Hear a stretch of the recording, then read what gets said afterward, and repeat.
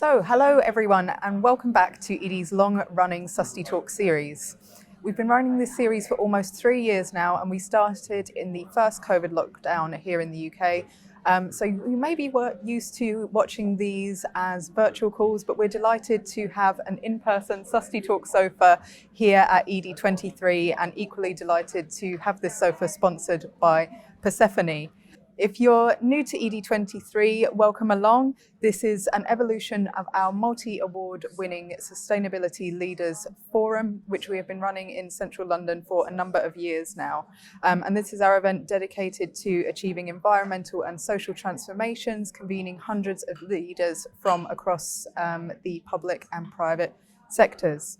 And on the theme of leadership, I'm delighted to welcome two wonderful speakers for this discussion on creating a sustainable food system. Yes, I'm happy to be joined on the SustyTalk sofa here today by Upfield's Global Sustainability Director, Sally Smith, and Olio's Chief Operating Officer, Saasha Celestial-One. So thank you both so much for taking the time on the sofa today, and let's dive right in. For people listening at home, I think it'd be beneficial to introduce yourselves and your businesses. So it'd be great to start with you, Sally. Yeah, thank you so much. So Sally Smith, I've been with Upfield for about 4 years, and I've been in sustainability for most of my career in one guise or the other.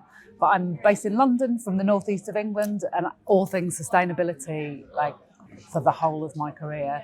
But Upfield, so who's Upfield? We're a plant-based food company, the #1 leader in plant-based foods in the world. We're responsible for some iconic brands in the UK, like Flora, like BioLife, and like Elmley. So 3 big categories that provide alternatives to dairy that are more affordable, more sustainable and healthier. And we're really interested in the food systems transition space and the role that plant-based foods are going to have in making the planet a better place for everybody. Great, excited to dive into that topic. And something else that can help our food system is reducing waste. So Saasha, it'd be great to hear a little bit about your career and about Olio. Thank you for having me, and nice to meet you both. I will skip my earlier career and just focus on Olio, because my earlier career was not in sustainability. I sort of was in finance and consulting and all kinds of things where I wasn't having a meaningful impact for myself or the planet. But I did pick up quite a few good commercial skills along the way, which I put to good use with Olio, which is my second startup. And we are focused on tackling the enormous problem of food waste in the home and local community. We started 8 years ago, and we have an app that connects individuals with their neighbors. They can give away any surplus food or household items directly to their neighbors. And then from our community of over 7 million people, we have recruited and trained about 100,000 food waste heroes.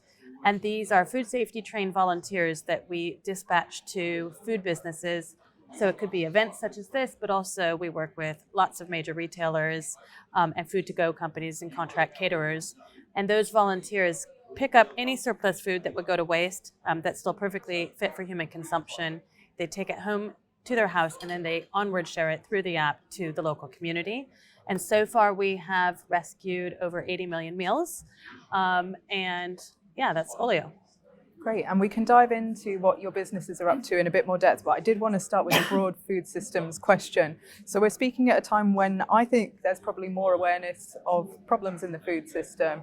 In the sustainability space, COP last year had its first food focus day, but it's also something that's just making its way into our daily lives. We're all seeing disruption in the food supply chain.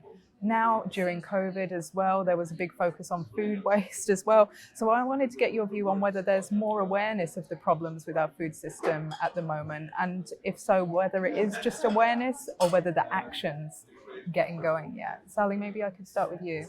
Yeah, sure. So I think you're right that there is a lot of challenge in the food system right now. We see it every day. You wake up and switch on the TV and there's food security challenges, there's zoonotic diseases because of the pandemic, there's challenges around climate, nature loss, biodiversity loss, and those impacts are much, much more resonant and prevalent, I think, every day for people as they wake up. But I see a huge amount of action. I think that's the thing that's really exciting about this space, is there is a huge recognition of the shift that needs to happen. And when we look at some of those challenges, we know that with some of those food supply chains, where there's friction around the edges tends to be with those perishable foods. There's a lot more food waste within that sector where there's, particularly in the meat and dairy space where food can go off very rapidly.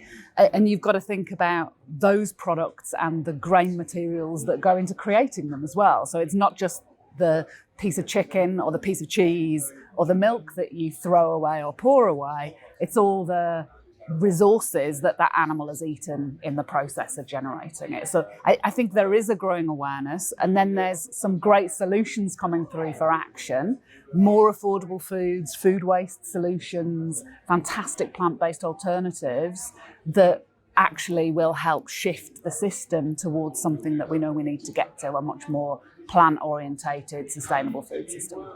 Got it. Do you agree with that we are at this action phase? I mean, has Olio been increasingly popular, I believe?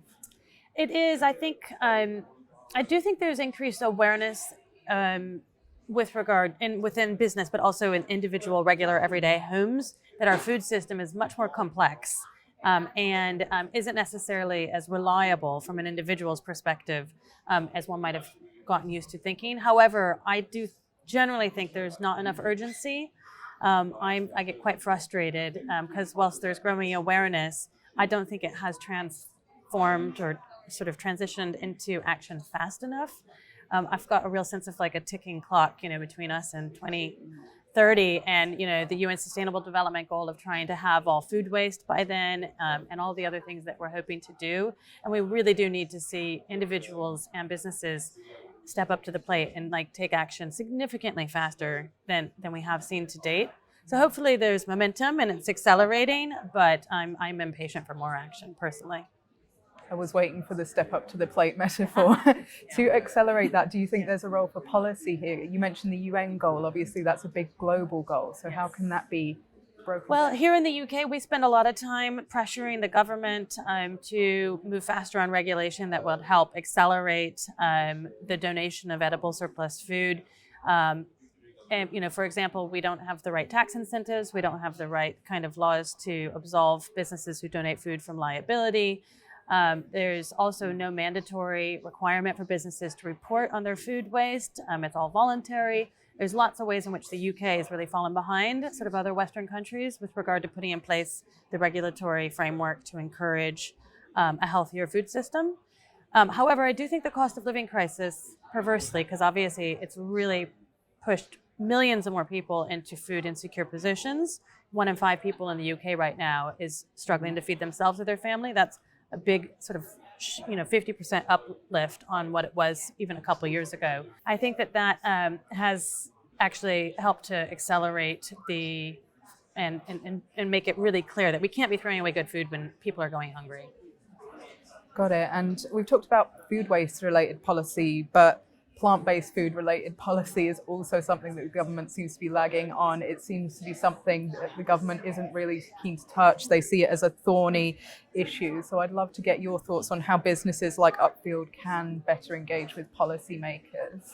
Yeah, so I think it's fair to say we think there's policy gaps too. And from a plant-based food sector, there's huge opportunity, economic opportunity, as well as food systems transformation opportunity that comes from creating a plant-centric, plant-forward environment that really encourages companies, businesses, people, individuals to be able to get access to healthy, sustainable, plant-based foods. And the current system that we've stitched together over time, post-war, for very good reasons, has delivered some great outcomes, but we really do need to think in a transformational way about what that food system has to look like by 2030.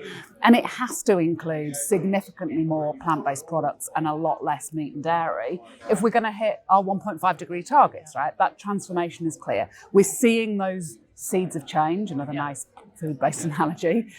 We are seeing those changes, but we hit hurdles in the system, whether that's, again, the incentives or the taxation to create a level playing field for plant-based foods isn't there everywhere yet.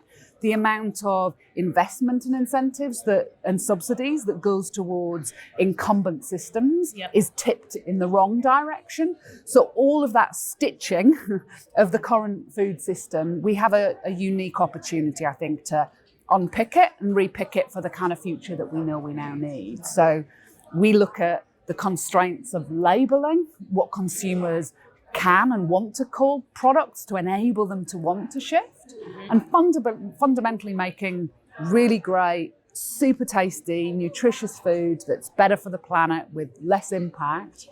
That has to be the outcome that we're all looking to get to here.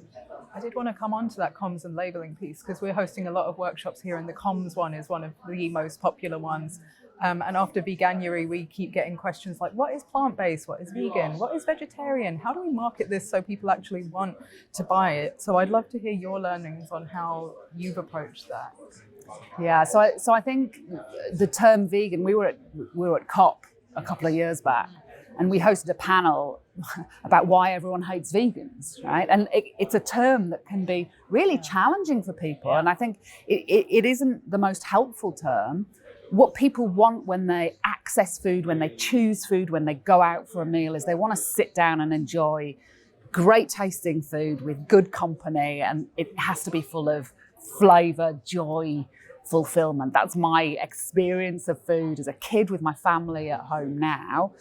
So how do we make sure that the conversations that we have with people around plants are make your mouth water? How do you market food, create recipes, construct really fantastic menus that really encourage people to choose plant-based, plant-forward menus, and that we don't ostracize people. So if I think about, we have a whole portfolio of products that are positioned for completely different families. Flora is a plant-based spread that's been at the heart of homes in the UK for many decades. It happens to be plant-based. It is a vegan product. It doesn't have to be marketed as vegan. It's 100% natural. It tastes fantastic when you use it in products. A product like, Violife, as a plant-based cheese, it has to delight all consumers. So when you eat it, it has to taste so good that you would choose it anyway. So how do we make products that people find delicious first and foremost? So it's got to taste great. How do you make it affordable? One of the barriers to entry on plant-based foods is affordability. There's a perception that some plant-based foods are less affordable, but you look at the fantastic food here at Edie, amazing range of plant-based curries, just super delicious, and they're not expensive. It's not expensive food.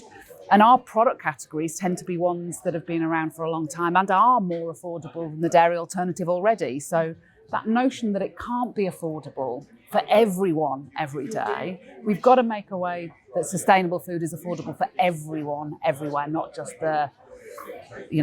those who can afford the kind of high-end, super organic products. So we've got to make it accessible for everybody. And then we've got to make sure it's nutritious and sustainable. So, it's got to be tasty, got to be affordable, got to be sustainable, got to be nutritious. We've got to find a way to do that and then persuade consumers because it just tastes great. Saasha, I see a lot of nodding there. I guess I could put the same thing to you. With comms, how do you make surplus food seem sexy? I guess now that these things have been around a few years, we might be used to the difference between surplus food and waste food. And as you say, there's a big food hygiene comms piece. But how do we make this? You know what? That is not the hard part. There is no shortage of people because they either need or because they want access to additional food. I think we are hardwired as humans to really appreciate getting something of value. And we're also hardwired, conversely, to see something of value go to waste. It just sort of goes against how our species has gotten to this point. So demand is off the charts. Half of all food is requested in under 20 minutes. So it's just really, really fast. Our biggest challenge, ironically, given that the scale of food waste is so massive, is getting businesses and individuals to take that first step and recognize while that food's still perfectly good to eat, that there is value there that isn't going to be fully utilized, either in the home or in a business, and to take the intervention or action that's necessary to make sure that it reaches someone, which takes 20 seconds if you're in your home and you've got, some takeout that you ordered and you don't really like it. You take a photo, click submit, someone will be at your house for whom that's a luxury to get your takeout in 20 minutes, and they'll pick it up and they'll eat it. But getting someone to take that action and to recognize that really can make a difference at scale if we all behave that way is the $1 million question. We've been working on it for 8 years. I think the best thing that we've learned is that role modeling is how people decide to make decisions. So we need to get people to behave a certain way, and then we need to get them to tell all their friends about how they behaved a certain way and how it made them feel. And then once they've given something away and they realize how grateful the person is who's receiving that food is, and it just feels like I've done something really great, it's easy to get people to keep doing it, but it's an ongoing challenge. Changing mainstream behavior is just really, really difficult. It's many, many decades since we started recycling, and most people still don't recycle properly. And it's questionable what kind of collective impact we're having with our current recycling strategies. So that doesn't mean we shouldn't try, but it is just really, really hard. I think the plant-based movement and what I've seen happen in the last several years is phenomenal with regard to increased awareness, popularity, desirability. This is the 3rd or 4th event I've been to this week, and it's been 90% vegan or vegetarian menus at every single event. That's not the way it used to be a few years ago. Yeah. So, I mean, it was great to hear, just picking up that, for me, it was great to hear Henry Dimbleby on the stage this morning when asked what the biggest innovation, whether that's a tech innovation or a social innovation that he's seen that gives him excitement about what's possible, about the opportunity to get to a 1.5 degree aligned world. What was the one thing that gave him the most hope? And he said, the fact that people are shifting to plant-based, right? Yeah. That the excitement around it, the fact that you go out, like you say, on the behavior side with your friends, your neighbors, and you do it because your peers are doing it, your friends are doing it. If you've got one person in a family that's eating less meat, that families are choosing meatless meals, dairyless meals, that people are accommodating that shift in diet is unbelievable. It's fantastically exciting to see. It's very encouraging. More, yes, much more to do, we would agree, but yeah. I mean, the Dimbleby review that you touched on recommended a 30% per capita reduction in meat and dairy consumption this decade.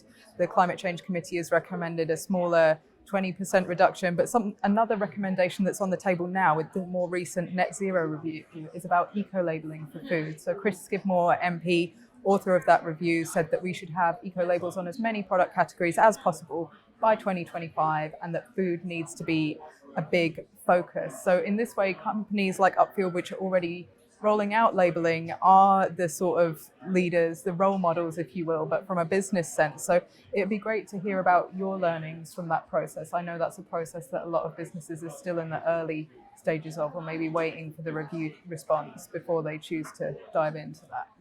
So we've been working out as an organisation how to put carbon labels on packs, both in all of our European markets and the US. So it's not one country we're doing it, and we're doing it in multiple territories, US, Canada, UK, and across a whole range of our products. So we've got carbon labels now on creams and on our plant butters, spreads.